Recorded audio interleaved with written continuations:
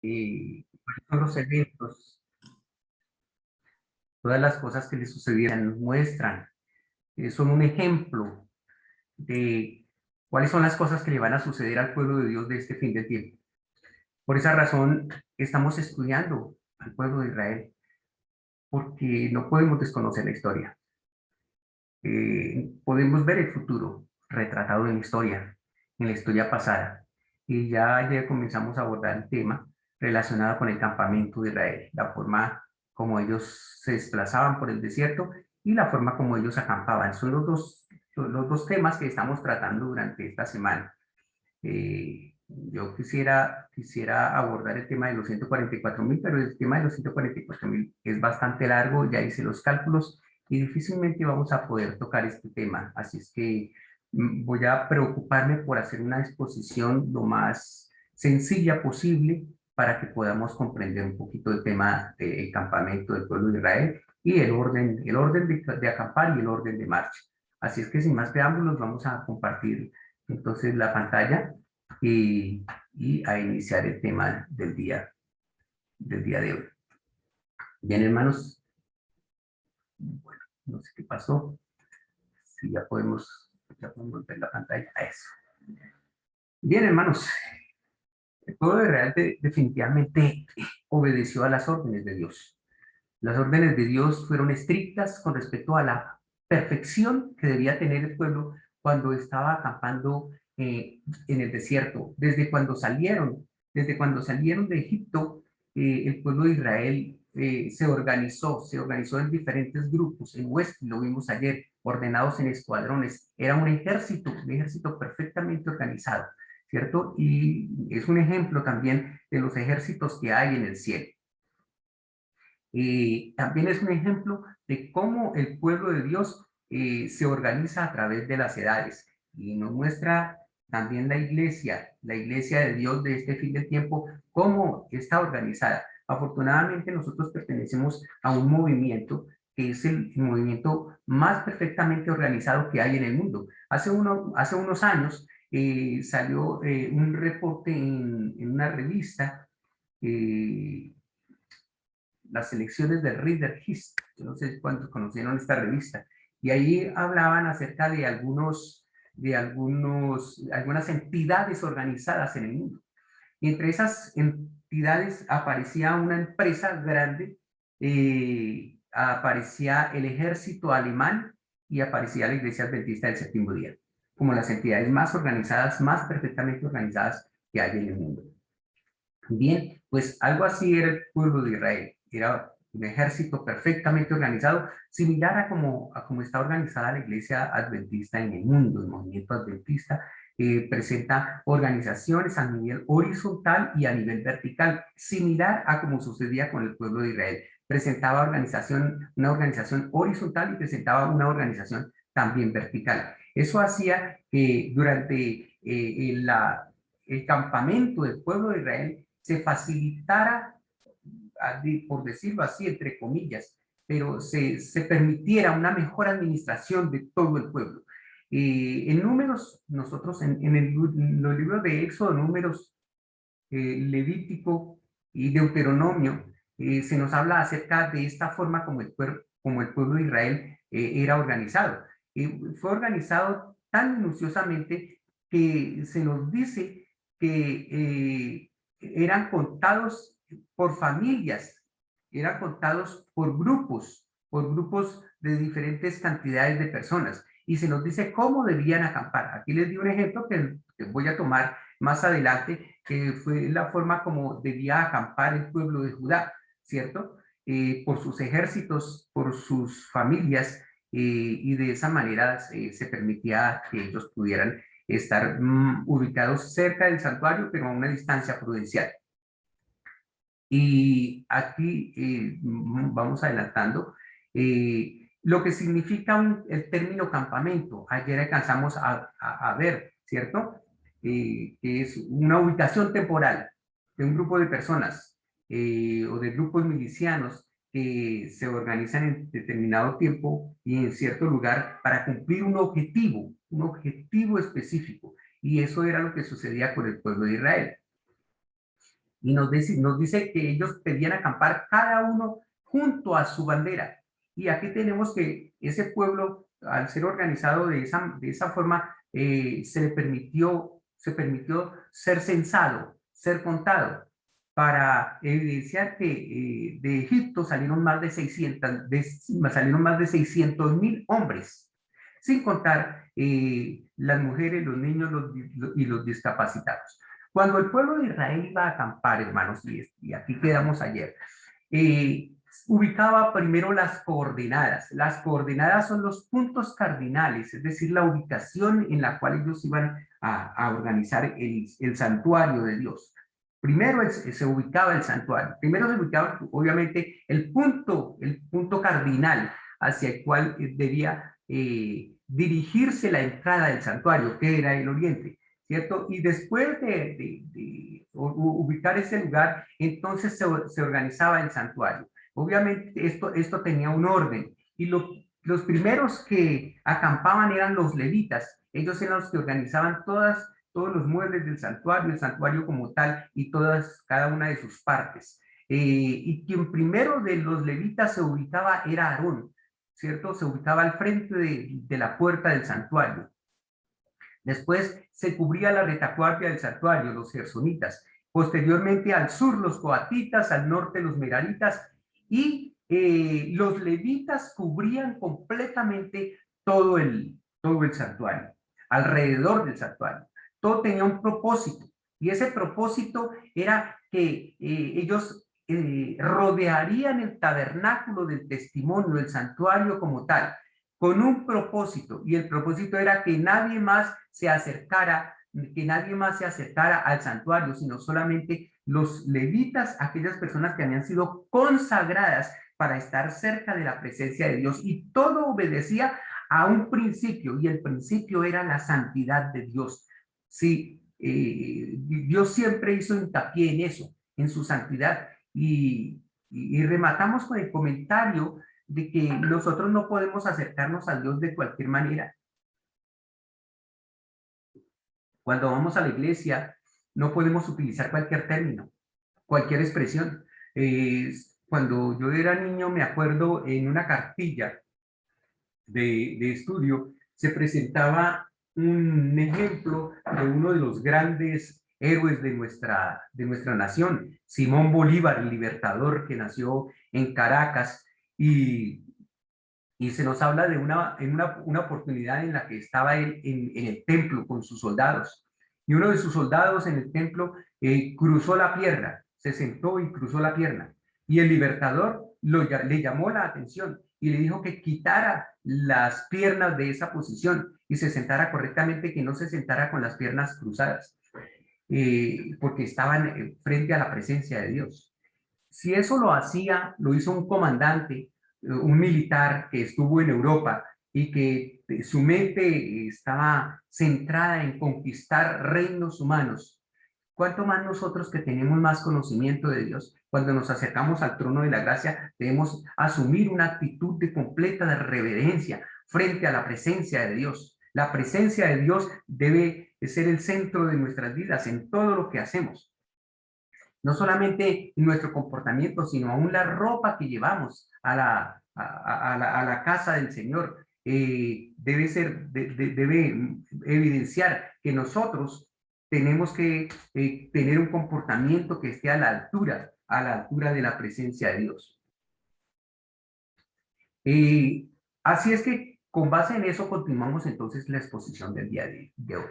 En el libro de Levítico, queridos hermanos, tomen nota de estos textos que vamos a compartir en este momento. Y capítulo 11, versículo 44, da la razón por la cual tenían que ser los levitas los que estaban alrededor del santuario. Dice, porque yo soy el Señor vuestro Dios. Y esa es suficiente razón.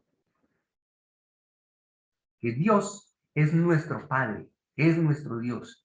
Que Jehová, que Elohim es nuestro Dios. Por tanto, dice, consagraos y sed santos, porque yo soy santo. No os contaminéis, pues, con ningún animal que se arrastra sobre la tierra. Y aquí vale la pena, queridos amigos y hermanos, que estamos conectados. ¿Dónde se encuentra empotrado este texto? En el libro de Levítico, el capítulo 11. Y quienes hemos estudiado la palabra de Dios, sabemos que Levítico 11 es toda una apología de cómo debemos cuidar nuestro cuerpo.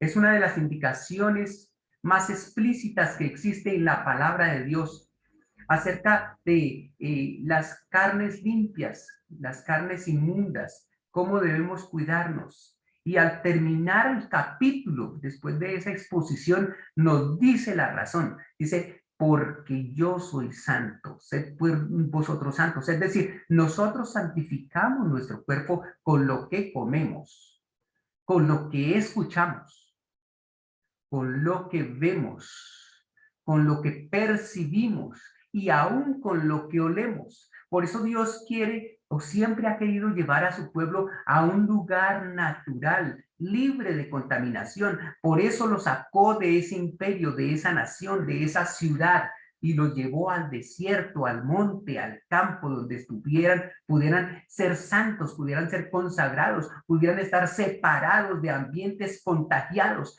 por la actividad humana, y los llevó al monte.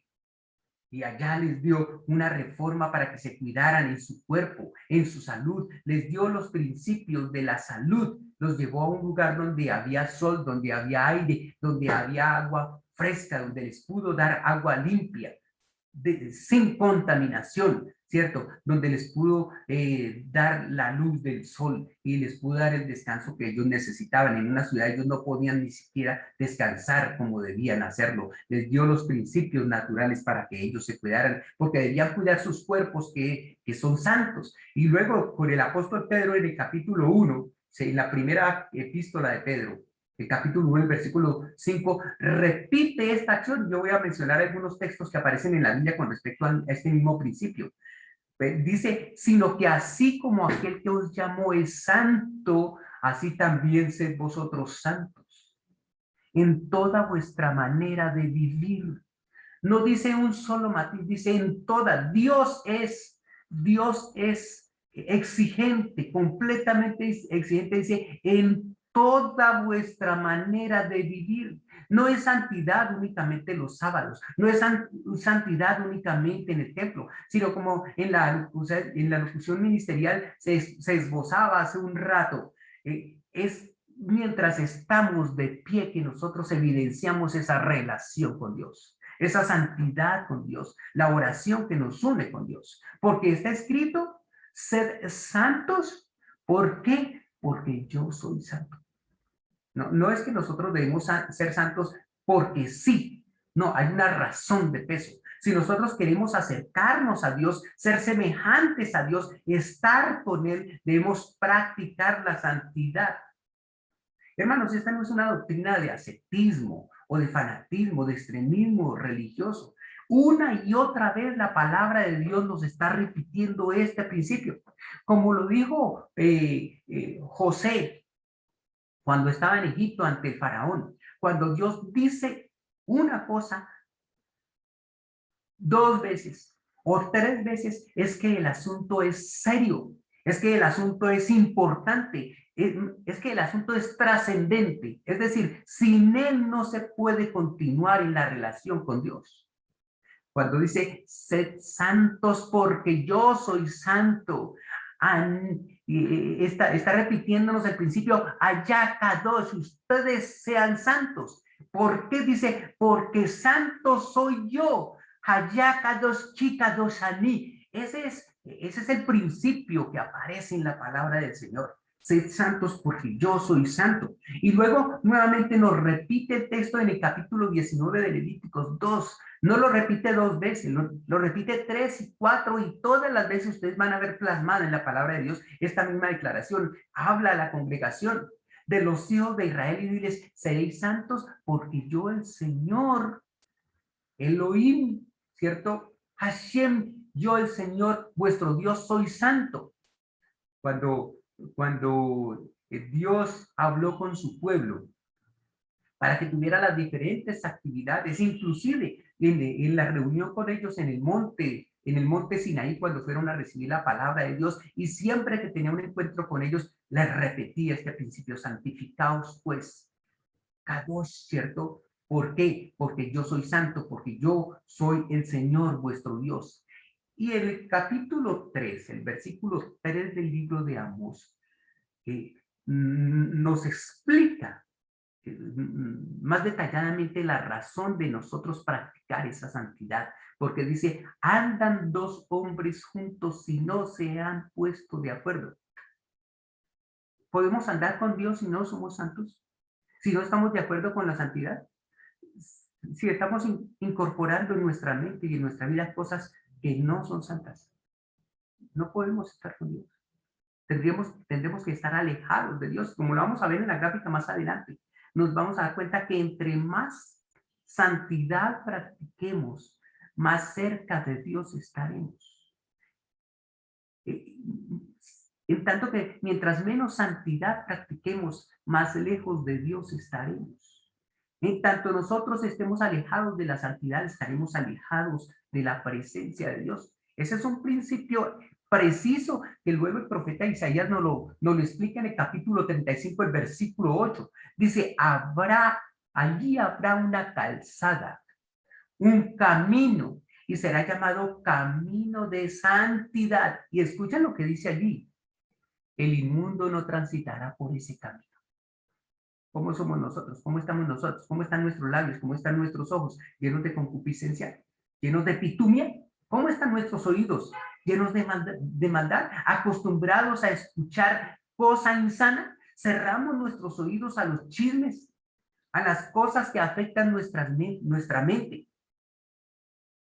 Por eso dice: el inmundo no transitará por él. ¿Cuál es él? Por el camino de la santidad, sino que será para el que ande en ese camino. O sea, la santidad es para el que ande en el camino de la santidad, para el que practique la santidad. Yo no puedo decir que que no practico la santidad y voy por el camino de la santidad. Por eso dice los necios. ¿Y quiénes son los necios? ¿Qué es una persona necia, hermano? Es una persona que conoce una verdad, que conoce la palabra de Dios y que continúa, que pretende continuar en sus desaciertos, en sus ideas paganas, en sus ideas malsanas. Esa es una persona necia. Por tanto, cuando nosotros conocemos la verdad, cuando Dios nos está revelando una nueva luz, esa luz la confrontamos con la verdad y nos damos cuenta que esa luz realmente sí tiene un asidero bíblico, que está de acuerdo a la palabra de Dios. Eso nos hace sensatos, nos aleja de la necedad, hace que nosotros seamos santos. En la medida en que seamos necios, no practicaremos la santidad, queridos hermanos. Pero si nosotros practicamos la sensatez, entonces comenzaremos a ser leudados por esa santidad divina y podremos tener el privilegio de andar por el camino de la santidad. Por eso cuando se nos habla de Noé y se nos habla de Enoc, se nos dice que ellos caminaban con Dios, caminaban en santidad, caminaban con el santo, caminaban con el Kadosh, ¿cierto? Con el que es santo. Eran santos. En ese sentido es que Dios quiere que su pueblo camine hoy en perfecta santidad. En el libro de los Números, el capítulo 1, el versículo 53, nos ratifica y dice: pero los levitas acamparán alrededor del tabernáculo del testimonio para que no haya ira sobre la congregación de los hijos de Israel. Noten lo que dice: para que no haya ira, ¿cierto? Es decir, para que no se acerque al lugar santo, al santo de los santos, al Kodesh Kodashim, para que no se acerquen a aquellas personas que estaban contaminadas o que tenían diferentes grados de contaminación, sino que solamente se acercaran las personas más santas para evitar que cayera la ira, evitar que cayera la ira sobre ellos. Dice: y los levitas tendrán la protección, la guarda, la cerradura, el cerco del tabernáculo del testimonio. Nos dice en el comentario bíblico, el comentario que se hace en el tomo 1 acerca de Números 1:53 dice, para que no haya ira es por la violación de la santidad del tabernáculo. La presencia divina, la Shakaná o la Shekinah sobre el propiciatorio hacía que toda el arca del testimonio fuera santa.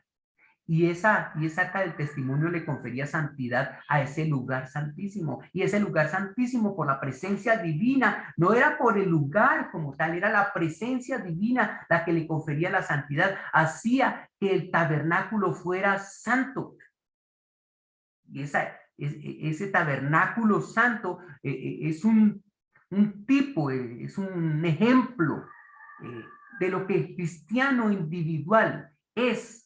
Como dice Primera de Corintios, el capítulo 6 y el versículo 19, que nuestro cuerpo es el templo del Espíritu Santo. Si la presencia del Espíritu Santo es una realidad en la vida individual de ese cristiano. Y también la iglesia como tal es santa en la medida en que el Espíritu Santo permanezca o esté en esa iglesia, se encuentre de manera permanente en esa iglesia. Por eso, estas palabras traducida como templo es la que se aplica a los lugares santo y santísimo, era el templo de Dios. Y la ira de Dios implica la idea de cortar de la iglesia al que ha pecado en relación con las cosas santas de Dios. Por eso Nadab y Abiú fueron aislados del templo de Dios, fueron cortados, y cortados fue que su vida se cortó, cesó, porque ellos contaminaron el cuerpo que es el templo del Espíritu Santo al estar en la presencia de Dios en su santo templo. La ira de Dios implica la idea de cortarte a la iglesia al que ha pecado en relación con las cosas santas de Dios. Hermanos, si su cuerpo es el templo del Espíritu Santo, si mi mente es el templo del Espíritu Santo, ¿qué va a suceder? Físicamente, bueno, puede que no tenga una muerte espiritual, aunque también la tengo. Pero físicamente puede que eso no se vea de manera inmediata, así como no se vio el efecto del pecado de manera inmediata en la vida de Adán y Eva cuando pecaron. De la misma manera suele suceder con nosotros. Vamos a ser cortados del pueblo de Dios. Los levitas estaban ubicados alrededor del tabernáculo, hermanos, para impedir que ninguna persona no autorizada entrara en los recintos sagrados del lugar donde moraba Dios. Cuando entraba un pecador, hermanos, cuando entraba al atrio, eran personas que ya estaban siendo separadas desde el momento en que decidían reconocer sus pecados, porque ustedes saben que el primer paso de la salvación es el reconocimiento. Ellos debían accesar al santuario, y eso lo van a explicar el pastor Oscar y el hermano Edison y el hermano Luis cuando tengan sus exposiciones. El primer paso para la salvación era el reconocimiento, y para poder reconocer debían accesar al atrio. La puerta era un símbolo de la primera etapa del plan de salvación. Entonces ellos ya comenzaban a ser santos, entonces podían vulnerar el cerco de los levitas porque eran similares a ellos, eran santos como ellos en ese sentido en que estaban confesando sus pecados sobre el Cordero, entonces comenzaban a adquirir la santidad. Fuera del cordón sacerdotal, hermanos, los laicos de Israel levantaban sus tiendas de acuerdo con el plan divino dado por Dios que estaba en medio de ellos. De esa manera se resalta la imposibilidad de aproximarse a él físicamente. Solo las personas designadas que cumplían una misión especial podían acercársele. Y esto se observaba, hermanos, de una manera estricta. Lo mismo deberíamos hacer hoy, ¿cierto? El ideal de cristiano es expuesto ahora por el apóstol Pablo en el capítulo 4 del versículo 16, cuando se nos habla acerca de la intervención de nuestro Señor Jesucristo, ¿cierto? Ese sumo sacerdote que dice que nos convenía santo, inocente y sin mancha, y después nos dice, por eso nosotros podemos acercarnos confiadamente al trono de la gracia, ¿cierto? Para hallar esa gracia, hallar esa misericordia para el oportuno socorro, ¿cierto? Y acercarnos a la presencia de Dios. En el libro de Patriarcas y Profetas, la página 475, nos muestra que esa santidad, ese orden más bien, formaba parte de la santidad. Y se nos habla acerca de un hombre, de un varón llamado Balaán, que era un sacerdote, había conocido la palabra de Dios, había conocido las indicaciones de Dios, y fue contratado por un rey de las naciones paganas, de los moabitas, ¿cierto? De los amonitas, por Balac, para maldecir al pueblo de Israel. Y cuando él se acercó a la montaña para observar el campamento de Israel, nos dice en el libro Patriarcas y Profetas que él contempló con asombro la evidencia de la prosperidad del pueblo de Israel. ¿Y cómo observó esa prosperidad?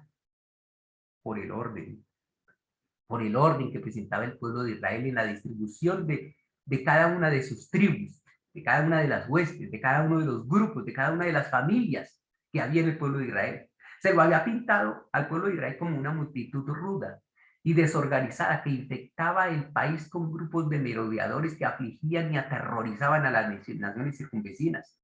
Pero lo que Balaán contempló era todo lo contrario. Notó la vasta expansión y el orden perfecto del campamento y que todo denotaba disciplina y orden cabales. Así debemos ser nosotros en nuestra vida personal, ¿cierto? Debemos tener disciplina en nuestros horarios, en las cosas que nosotros tenemos que administramos. El orden es lo que le va dando belleza. Cuando nosotros derribamos un edificio, comenzamos a tomar, a distribuir las cosas y a darle orden para la nueva construcción, para la nueva edificación. Así debemos ser en nuestra vida. Y en la iglesia, nosotros también debemos manejar los mismos principios en el templo de Dios, ¿cierto? Le fue revelado a Balaán, hermanos, el favor que Dios dispensaba a Israel y el carácter distintivo de ese pueblo escogido. ¿Saben una cosa, hermano? Que Balaam fue supremamente privilegiado porque contempló muchas cosas. Veamos, ¿qué más contempló Balaam en el orden perfecto del pueblo de Israel? No habla de equipararse al pueblo de Israel con las otras naciones, o sea, equipararse es compararse con las otras naciones, sino de superar a todas las demás naciones en todo. El pueblo, dice, habitará confiado y no será contado entre las gentes. Ayer quizá les hice un comentario acerca de la tecnología que tiene el pueblo de Israel. Si ellos no se hubieran separado de Dios, hermanos, serían la primera potencia mundial. Sin serlo como tal, hoy son potencia en ciertas cosas. Por ejemplo, la producción de tomate.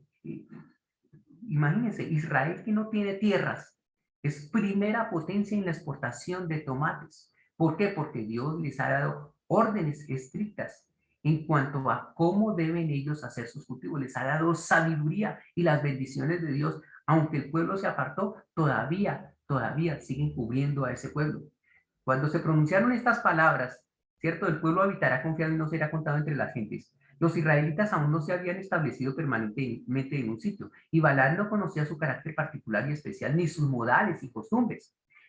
Pero, cuán sorprendentemente se cumplió esta profecía en la historia posterior del pueblo de Israel. A través de todos los años de su cautiverio y de todos los siglos de su dispersión, han subsistido como un pueblo distinto de los demás.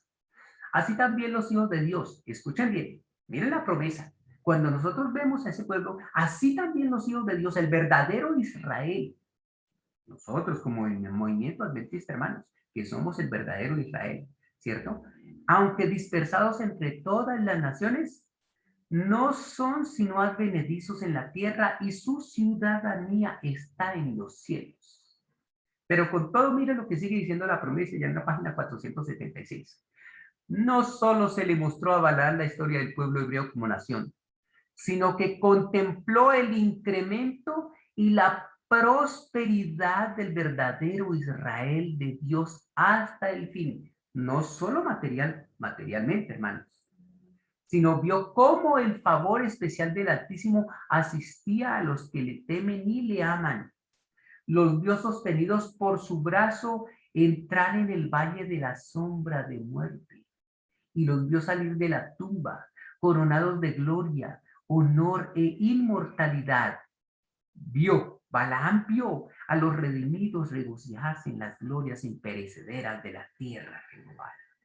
Hermanos, qué privilegio hubiera sido para Balaam haber permanecido fiel y no haber padecido la muerte que después experimentó en esa guerra en donde él falleció, ¿cierto? Y lo mismo puede suceder con nosotros. Podemos tener una visión del pueblo de Israel de antaño. Podemos tener una visión del pueblo de Israel del pueblo de Dios durante la Edad Media y una visión de las profecías del pueblo de Israel de este tiempo del fin. Pero si nosotros no vivimos una vida consecuente con la fe que tenemos, nos va a suceder o vamos a repetir la historia de Balaam. En el libro de Números, el capítulo 2, versículo 32, nos habla acerca de los hijos de Leví, como el grupo que se encargaba de direccionar el establecimiento del campamento de Israel. Dice, estos son los contados de los hijos de Israel según sus casas, todos los contados por campamentos, por sus ejércitos, 603.550, pero los levitas no fueron contados entre los hijos de Israel como Jehová lo mandó. E hicieron los hijos de Israel, dice el versículo 34, conforme a todas las cosas que Jehová mandó a Moisés, y así acamparon por sus banderas y marcharon cada uno por sus familias, según las casas de sus padres. Por eso comentaba que el trabajo que hacemos cada uno de nosotros con los grupos pequeños evidencia que nosotros, cada uno, somos una ficha importante en el plan de salvación de Dios. Lo primero que sucedía era la ubicación de las coordenadas, queridos hermanos. Era lo primero que sucedía, ¿cierto? La ubicación de las coordenadas para establecer el campamento. A continuación, la nube era la que se ubicaba, ¿cierto? Se ubicaba allí y entonces direccionaba en qué dirección se iba a mover el tabernáculo o iba a establecerse el tabernáculo de Dios. Bueno, aquí se me quiere como, bueno, parece ser que ya. Se ubicaba la nube y a continuación entonces se establecía el tabernáculo de Dios. Y aquí, hermanos, vamos a ver ya de manera más organizada, vamos a ir poco a poco para que ustedes puedan notar cómo era este orden perfecto. Y a continuación, entonces, los aaronitas se ubicaban al frente, cubriendo la vanguardia del campamento. La retaguardia por los gersonitas, al sur estaban los coatitas y al norte, haciendo un cerrojo, estableciendo un candado, acampaban los meraritas. Recuerden ustedes que todos ellos lo que hacían era proteger prácticamente el campamento de Dios para que nadie, ninguna otra tribu se acercara, ni ninguna otra persona de la gran muchedumbre se acercara. Entonces, la primera bandera que se establecía era la bandera de Judá.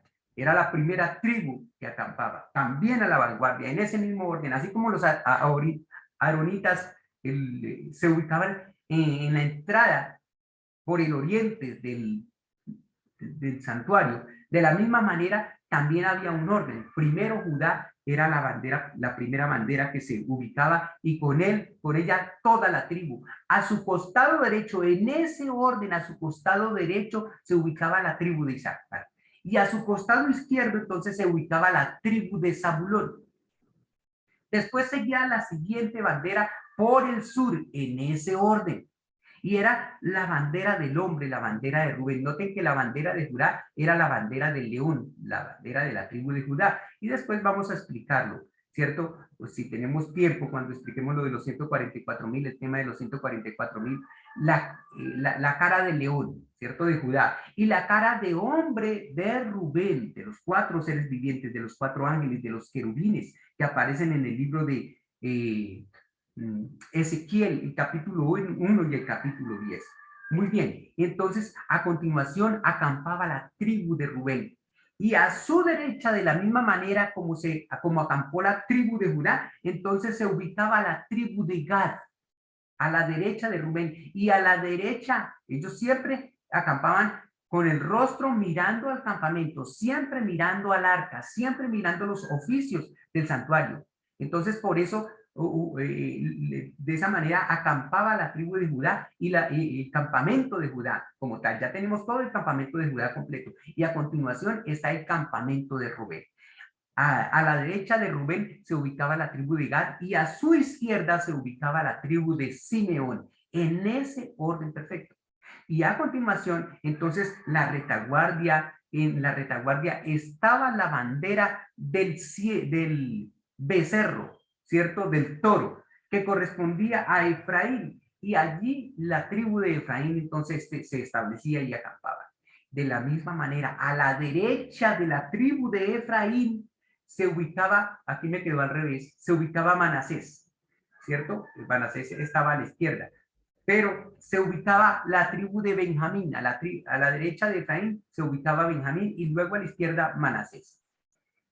Y en ese mismo orden, entonces se establecía la bandera del águila, que corresponde a Dan, ¿cierto? Y nosotros vemos que más adelante Dan fue reemplazado por Leví, así como, o será reemplazado por Leví en los 144,000, así como Efraín fue reemplazado por José en Apocalipsis capítulo 7. Y se establecía entonces la tribu de Dan. A su derecha se ubicaba entonces la tribu de Aser y a su izquierda se ubicaba la tribu de Neftalí. Esta era la última tribu en salir y ese era el orden perfecto. Establecía el pueblo de Israel un cuadrado perfecto, aunque aquí tenemos una leve visión de cómo se organizaba el campamento de Israel.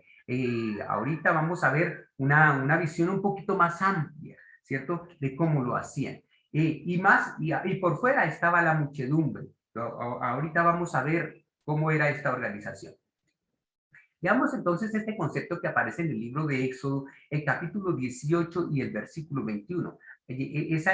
Lo que vimos anteriormente era la organización vertical, horizontal, ¿cierto? Pero el pueblo de Israel también tenía una administración vertical, que iba de arriba hacia abajo. Y estaba primero, obviamente, por Dios, después por Moisés, Aarón y los hijos de Aarón.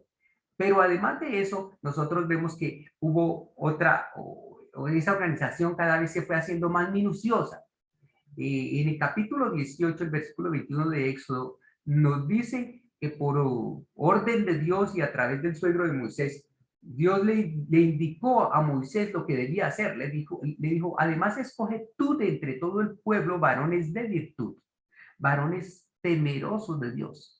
Pero dice varones santos, dice varones de verdad que aborrezcan la avaricia y ponlos sobre el pueblo por jefes de millares. Noten una cosa, en ese orden, primero Moisés y Aarón dirigiendo al pueblo, primero Dios, después Moisés y Aarón dirigiendo al pueblo, y después dice jefes de millares, de centenas, de 50 y de 10. Dice, ellos gobernarán al pueblo en todo tiempo y todo asunto grave lo traerán a ti y ellos juzgarán todo asunto pequeño. Así aliviarás la carga de sobre ti y la llevarán ellos contigo. Hermanos, esta organización se fue haciendo más compleja cuando el pueblo de Israel ya se estableció en Canaán y entonces fue necesario establecer otros jefes ya de ciudades. En el libro de Deuteronomio capítulo 1, versículo 13, la indicación es, dadme de entre vosotros de vuestras tribus varones sabios y entendidos y expertos, para que yo los ponga por jefes. Y me respondisteis y dijisteis, bueno es hacer lo que has dicho. Y tomé a los principales de las tribus, dice Moisés, varones sabios y expertos, y los puse por jefes, sobre vuestros jefes de millares, de centenas, de 50 y de 10 y gobernadores de vuestras tribus. En la medida que un hombre era más experto, era más diestro, era más sabio, entonces se le permitía una mayor administración. Lo mismo sucede en nuestra vida personal. En Números del capítulo 1, versículo 4. Con vosotros estará además un hombre de cada tribu y cada uno de su casa paterna. Entonces vamos viendo cómo cada vez el pueblo de Israel se fue organizando más y más y más a medida que iba creciendo en número. Y veamos entonces Éxodo capítulo 12, versículo 38. Nos dice que con el pueblo de Israel subió una grande multitud de toda clase de gentes y ovejas, dice, y muchísimo ganado. Estas personas también tenían que ser organizadas en el campamento, en el pueblo de Israel, esa grande muchedumbre. Y también el ganado debía ser organizado dentro del campamento del pueblo de Israel. ¿Dónde y cómo debían ser organizados? En el comentario bíblico nos dice quién era esa muchedumbre, ¿cierto? Dice, algunos han pensado que eran oriundos de Egipto, eran algunos de los personajes o de los individuos que formaban esa grande muchedumbre. Estaban impresionados por el poder de los hebreos y por lo tanto procuraron tener parte en las bendiciones. Pero otros han dicho que eran el residuo de los Hicsos, que era un grupo, parece ser que estos Hicsos eran jafetitas, ¿cierto? Así como los egipcios eran camitas. Y había también, o conformaba también a esta grande muchedumbre los semitas. Entonces tenemos tres grupos, los egipcios, los Hicsos y los semitas, ¿cierto? Los cuales habían sido detenidos por los faraones. Pero dice que además de otros, ¿cierto? Otros que eran prácticamente como el resultado de la unión de estos diferentes grupos, semitas, japetitas y camitas, había otros, ¿cierto? Es decir, había muchas personas que conformaban esa grande muchedumbre. Y, sin embargo, esa muchedumbre fue un lastre para el pueblo de Israel, ¿cierto? En Números, precisamente, el capítulo 11 nos habla acerca de la gente extranjera que se mezcló con ellos, dice que tuvo un vivo deseo. Y los hijos de Israel también volvieron a llorar y dijeron, ¿quién nos diera a comer carne? Nos acordamos del pescado que comíamos en Egipto, de balde, y de los pepinos, y de los melones, y de los puerros, y de las cebollas, y de los ajos. Esta grande muchedumbre era la que se encontraba contaminada, pero nos dice contaminada en qué? Dice contaminada en su alimentación. Es decir, había cosas que ellos deseaban, de las cuales ellos deseaban alimentarse. Y esta carne a la cual se refiere no eran carnes limpias, porque esta era una gente extranjera. Ellos querían comer carne de lo que fuera. Sin embargo, Dios allí en su misericordia les dio la carne menos nociva, y con todo eso la maldición de Dios iba con este deseo perverso, porque ese pueblo estaba comiendo, alimentándose del pan del cielo. Y estos extranjeros debían ser ubicados fuera del campamento, pero fuera del campamento debían ubicarse otras personas. Veamos lo que dice Números, el capítulo 5, versículo 2. Manda a los hijos de Israel que echen del campamento a todos los leprosos y a todos los que padecen flujo de semen y a todo contaminado con cadáveres. Noten ustedes lo que dice el texto, ¿cierto? Fuera del campamento debían estar los contaminados por la lepra, los que estaban contaminados por flujos, tanto hombres como mujeres. Yo no coloqué todos los textos, hay muchas cosas que no puedo colocar aquí por cuestión de tiempo y de espacio, ¿cierto? Eran los que tenían diferentes flujos de semen, las mujeres que se sufrían también de flujos, ¿cierto? Dice, y a todo contaminado con cadáveres. Y tenemos aquí tres tipos de contaminación, habían varias contaminaciones, pero estos son los más representativos. Aquí presenta otro tipo de contaminación que para Dios era supremamente ignominioso. Así dice en el versículo 3, a hombres como a mujeres echaréis fuera del campamento, los echaréis para que no contaminen el campamento de aquellos entre los cuales yo habito. Noten una cosa, había diferentes tipos de contaminación. Los meraritas no podían ser contaminados con los miembros de las otras tribus, porque tenían un menor nivel de consagración. Pero a su vez, el pueblo de Israel, aunque no era completamente consagrado todo, no era totalmente santo, absolutamente santo todo, también en su santidad relativa era contagiado por otras personas que tenían otros niveles de contaminación, ¿cierto? Los echarían fuera del campamento, pero había una contaminación que quiero compartir con ustedes.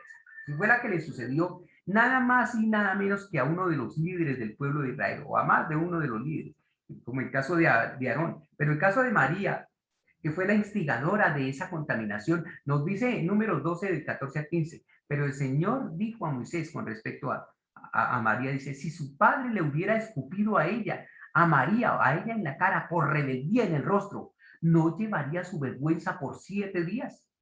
Hermanos, que alguien fuera escupido por su padre era una ignominia y se apartaban de la pena, se separaban, ¿cierto? Y dice que sea echada fuera del campamento por 7 días y después puede ser admitida de nuevo.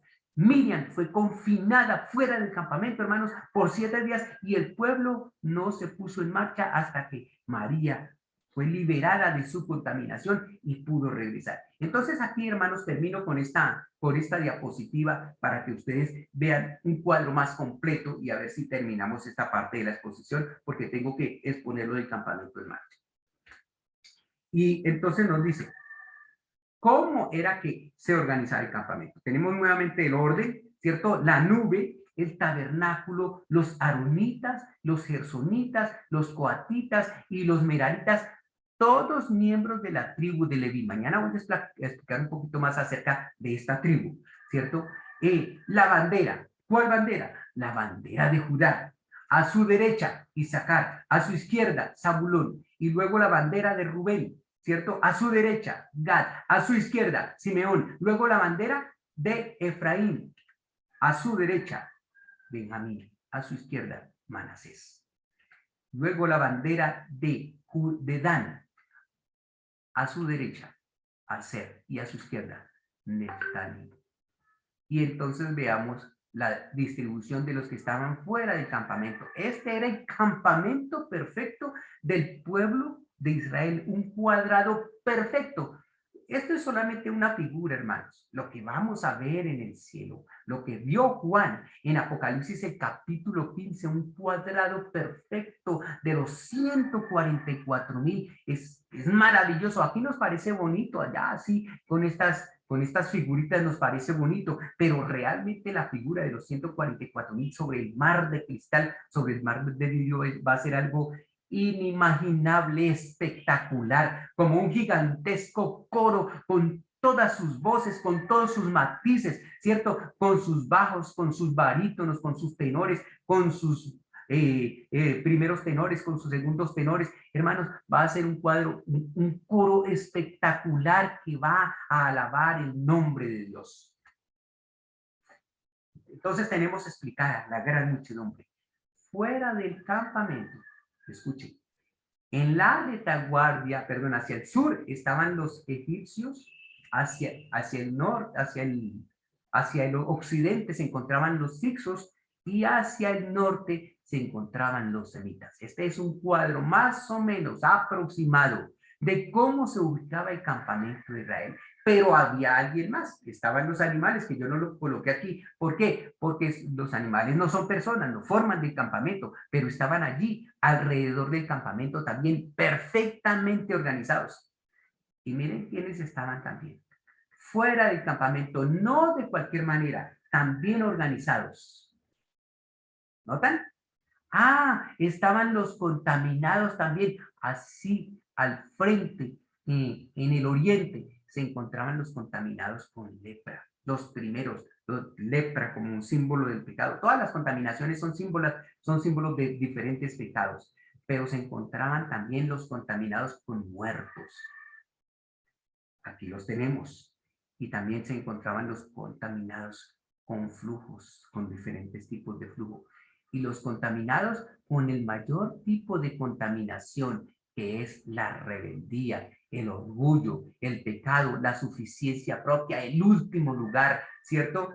Porque es que para Dios la mayor contaminación, el pecado que más nos aleja de Dios, es el pecado del orgullo, de la suficiencia propia, de la rebeldía, del rechazo. Ese es el pecado que más nos aleja de Dios. Y ahí, hermanos, ustedes tienen un cuadro de cómo se organizaba el campamento del pueblo de Israel, cómo se encontraban ellos ubicados en el desierto. Y este era el panorama que veían las naciones vecinas, los amorreos, los somsomeos, ¿cierto? Los anaseos, los eteos, los jebuseos, todas las naciones, los amonitas, los moabitas, los edomitas, cuando veían al pueblo de Israel, veían ese campamento perfectamente organizado, desplazarse por el desierto, ¿cierto? Y dirigirse hacia la tierra prometida.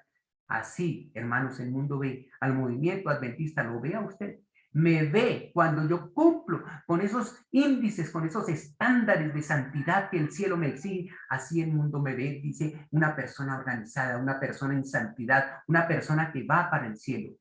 Hermanos, que Dios nos pueda contemplar así, que Dios pueda vernos así. Hoy vemos ese orden de acampar.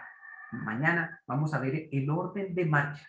Había un orden de campamento y había un orden de marcha. Mañana vamos a comenzar a ver el orden de marcha con el pueblo de Israel. Así es que vamos a dejar aquí, hermanos, y entonces vamos a marcar la pauta para que ustedes pues puedan hacer sus comentarios. Y yo no sé si vamos a hacer la oración de una vez, hagamos la oración para terminar y con eso tenemos libertad para las inquietudes que se presenten en este momento. Oremos, hermanos. Querido Padre que moras en los cielos, estamos muy agradecidos porque vemos que tu Santo Espíritu ha estado con nosotros, nos ha mostrado el orden perfecto de tu pueblo y también el orden que nosotros debemos tener en nuestras vidas, con nuestra salud, con nuestros principios, Señor, de vida, para que tengamos cuerpos que realmente sean representativos del templo del Espíritu Santo, que entendamos que nuestro cuerpo es santo y que no podemos darle cualquier cosa, Señor. Que nuestra iglesia, nuestro movimiento es santo y que no podemos comportarnos de cualquier manera, que no podemos llevar cualquier ropa, que no podemos utilizar cualquier expresión, cualquier palabra en el templo, sino que todos nuestros movimientos y pensamientos deben ser santificados para que podamos ser aprobados por ti en tu templo y en tu santo día, Señor. Guíanos para entender todas las cosas y para que dejemos a un lado el mayor nivel de contaminación que es el orgullo, la rebeldía, Señor, la suficiencia propia y que nos sometamos a tus principios, a tus estándares. Que tu Santo Espíritu esté con nosotros, acompañándonos, guiándonos en este día, durante toda la semana, para que podamos ser aprobados por ti también en la observancia de tu santo día sábado. Bendice a cada uno de los hermanos que conforman este grupo, a quienes están conectados, a aquellos que mediante esta influencia van a escuchar, Señor, la perfección de tu carácter, la perfección de tu pueblo, Señor, y que deseen, que anhelen unirse a ese pueblo perfecto, Señor. Bendíceles porque sabemos que esto es testimonio puro, es verdad presente, pura, Señor. Es el mensaje que nos has dado de los tres ángeles, para que ninguno adore a la bestia, sino para que todos nos unamos a tu pueblo, para que el pueblo tuyo pueda salir de Babilonia, pueda salir de Egipto y conformar un pueblo para la eternidad. Muchas gracias te damos, Señor, porque sabemos que existe poder, existe virtud suficiente en nuestro amado Mesías, nuestro Señor Jesús. Amén. Amén. Amén.